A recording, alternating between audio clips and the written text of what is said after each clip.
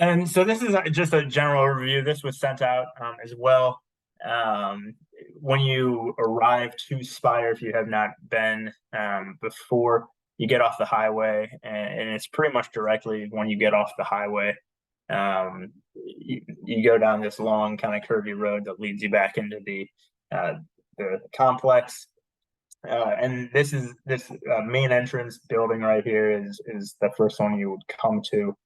This is going to be where we have our check-in table. We'll have a performance station there. We'll have some souvenirs if athletes would like to purchase any of those. We'll have an athlete leadership table if any of your athletes are interested in getting involved with that program. Um, and this is also where we'll have fields number 1 and 2 will be at this field. We'll have a snack bar running at this facility as well throughout the whole weekend. Should anyone like to purchase any snacks, typical snack bar type foods, hot dogs, soft pretzels, chips, that kind of stuff. If you're looking for a more substantial lunch for people to purchase, other than the registrants, any spectators can purchase lunch that the athletes will receive as well in the lunch cafeteria. And I do have to say their food is pretty good. I had it a few months back when we did a visit, and they do a really nice job. They house a like a boarding school here at this facility, and so they run a full kitchen in there, and they do a pretty decent job. In fields 3 and 4 in this back building, the progression to kind of get to that building will be there's a long hallway down this main entrance, and then it pops out at this top right corner here of the building. At that point, you can stay outside and walk around here, or depending on if it's raining, you can walk through this lunch cafeteria building down a long hallway and around. You'd be very small amount of time outside, but that's kind of your preference, whatever you'd like. I do want to mention in this lunch cafeteria area, there are some tables and kind of like lounge areas. Should your programs like to kind of solidify a kind of home base, I would recommend probably somewhere in this building. They have a good amount of space over by the cafeteria for that purpose. There's also in this main building, up on there's like a second floor where the bleachers and spectators would be. There's an ample amount of space up there as well if you'd like to kind of stake out a spot for your group.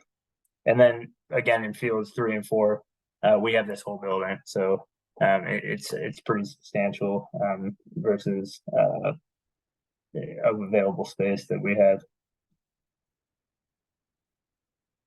When you walk in that main building, this is the setup you'll see. We'll have team check-in right in the front, and then off to the right we'll have souvenirs, and off to the left will be that performance station. Please make sure your athletes stop at the performance station. We've been doing this at all our events, and just another opportunity for the athletes to learn some healthy habits and things like that.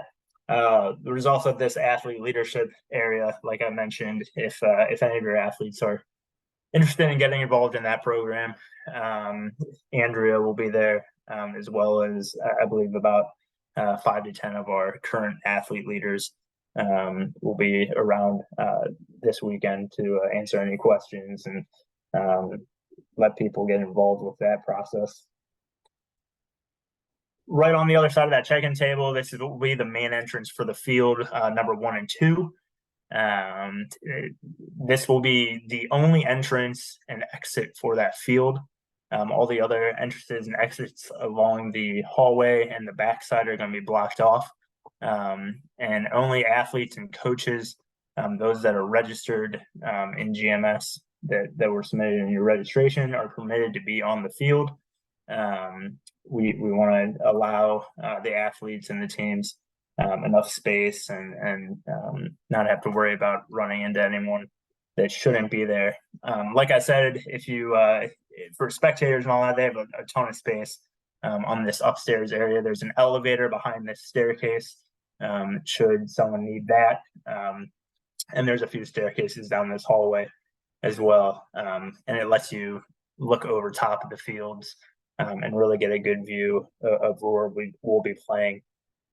Fields 1 and 2 are on a soccer field.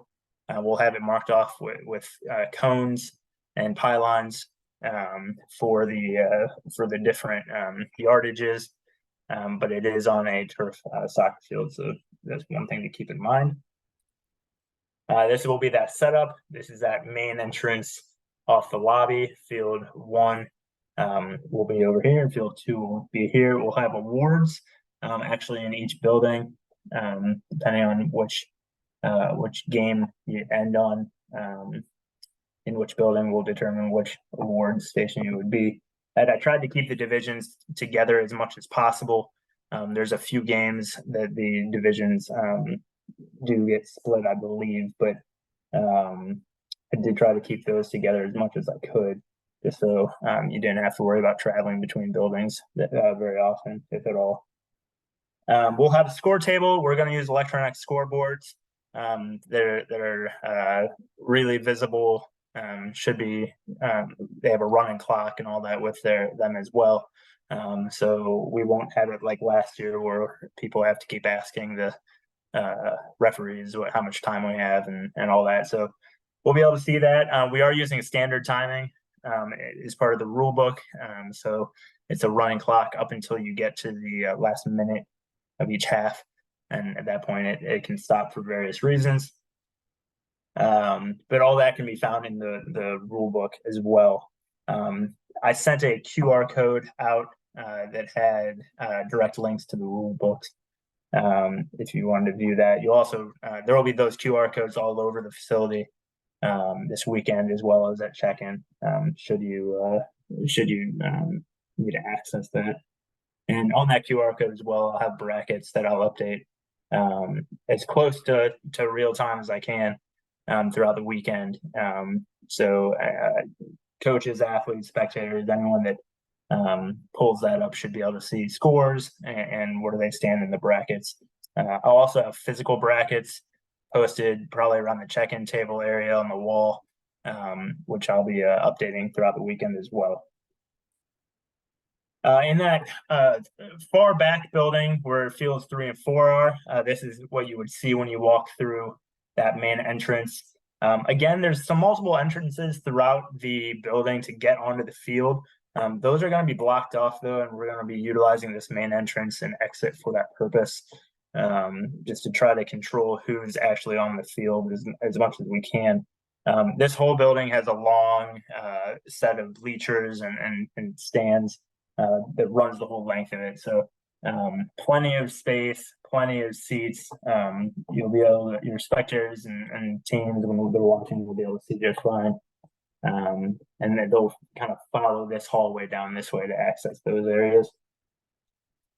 There's restrooms in both buildings as well. So that's really in all 3 buildings. This again is the setup, same type of field setup. Field 3 will be right when you walk in, and then field 4 will be in the back. Awards, this is where I tentatively have it. Once I arrive there on Friday to really kind of see where the best spot for that will be, that'll kind of be determined at that point. I want to make it in a spot that's easy to see and easy to take pictures for our spectators and athletes and things like that, but make sure we don't block any view of the other fields in the event that awards are finishing up as another game is getting started. So on Saturday, 8 a.m. is when the doors will open for anyone to come through and start checking in and get into the field if you play at 9 a.m. Come on in. I ask that the HOD check in at the check-in table. Got to sign off on a few things, primarily just stating you have your athlete medicals, on you. You'll get that QR code again to access that. You'll pick up your meal tickets at that point. The meal tickets, I'm not 100% sure how Spire is going to run that yet. They told me they will provide the meal tickets. However, I do ask that you just pick up meal tickets for Saturday on Saturday and Sunday on Sunday, just so I can keep them as separate as I can. You'll get the number of meal tickets that you have people registered in GMS. So that's what those delegation reports were sent out for last week. If should you need more meal tickets, come find me and we'll get those people registered in GMS so we have accurate counts, and we'll go from there. 9 a.m. is going to be game start. Prior to that, we'll have I'm going to call it a modified opening ceremony, due to the fact that we only have on Saturday 3 games starting at 9 a.m. With 6 teams. I didn't want to plan a big extravagant opening ceremony for this one, due to the fact that programs may not be there. So we'll have a modified opening ceremony with the national anthem and announcements in each building that'll be played over the loudspeaker. We'll have some athletes participate in that as well, to start off our weekend. Games will start at 9. They're scheduled on the hour. They should last, I would guess, around 40 to 45 minutes per game, allowing some time. And there's plenty of warm-up space throughout the facility as well, to get warm before your games come up. I did my best to try to schedule games to only have back-to-back games, 2 games in a row. To the best ability I could. Sunday we had to I think had a couple that maybe had 3 potentially back to back, but yeah, I tried to do my best so you weren't playing a ton and getting tired and then not having time to recoup and recover from those games. Lunch will be served from 11 to 2. That's over in that cafeteria. You can go anytime during that time frame. You should be able to find time in between your games to head over there and get that. The lunch, from what I've been told, they should have some sandwiches. They'll have chicken. They'll have I think she said hamburgers, and they have a full salad bar. And if it's anything like the salad bar that they had when I was there a few months ago, it's pretty nice. So some good options there for lunch.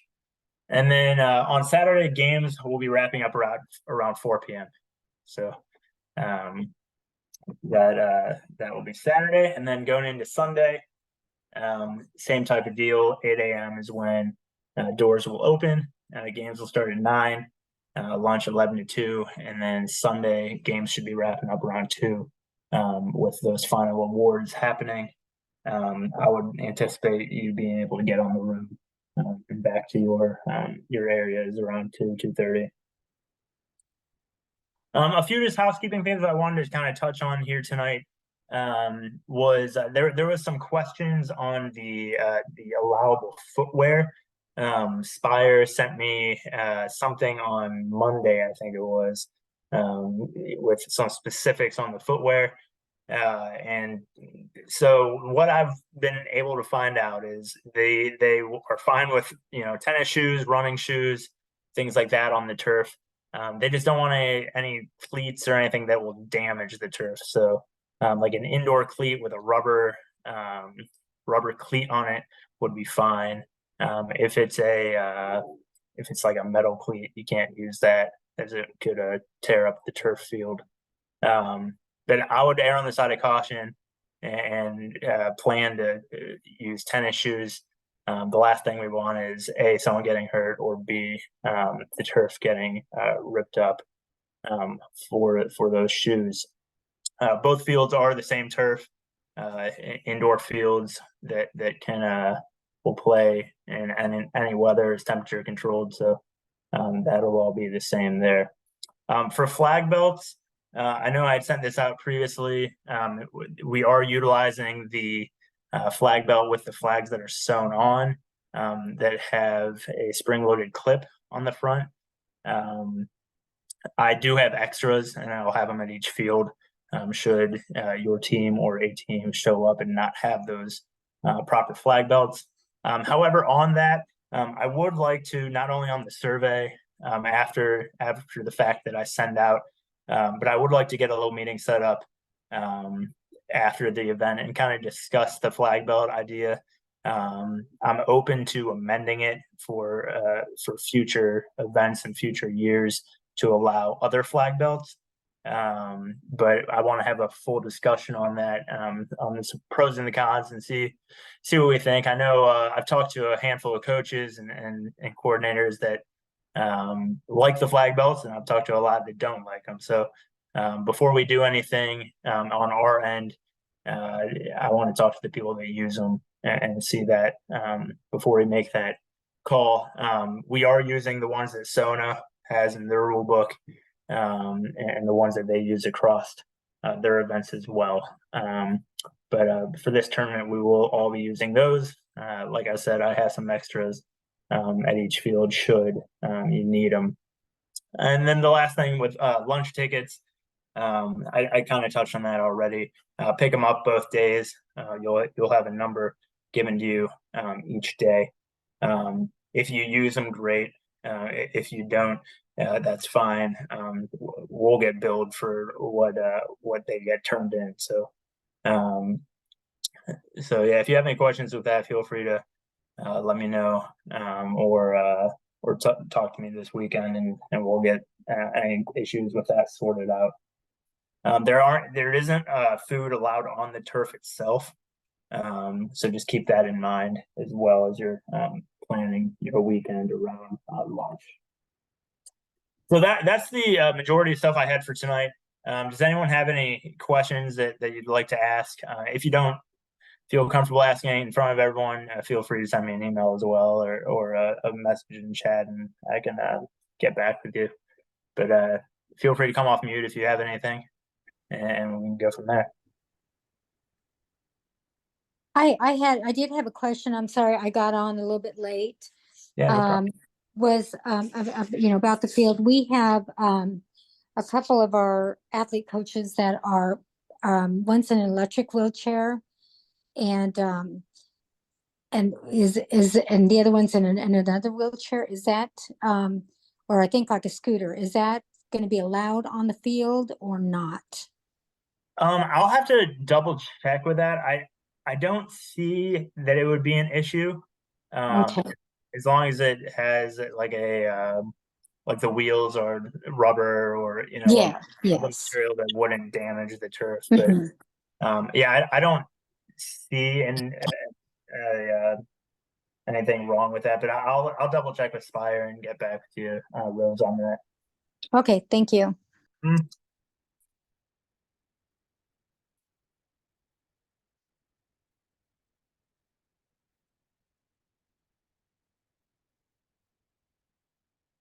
Anyone else have anything that they'd like to ask, or any clarity or questions or comments that you have?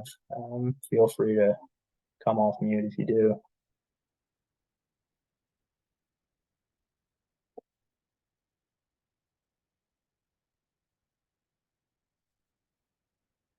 All right. Well, yeah, I want to thank you guys again for jumping on the call tonight. And thank you for all you do for our athletes. I know you guys are always on the front lines, and I don't always see that side, and I just know that I appreciate everything you're doing for the program, and taking the time to do whatever you can to really make the experience the best it can be. So in the meantime, if you have any other questions, feel free to send me an email. I'll send out this recording tomorrow, and I will plan to see you guys this weekend. Thanks for joining us.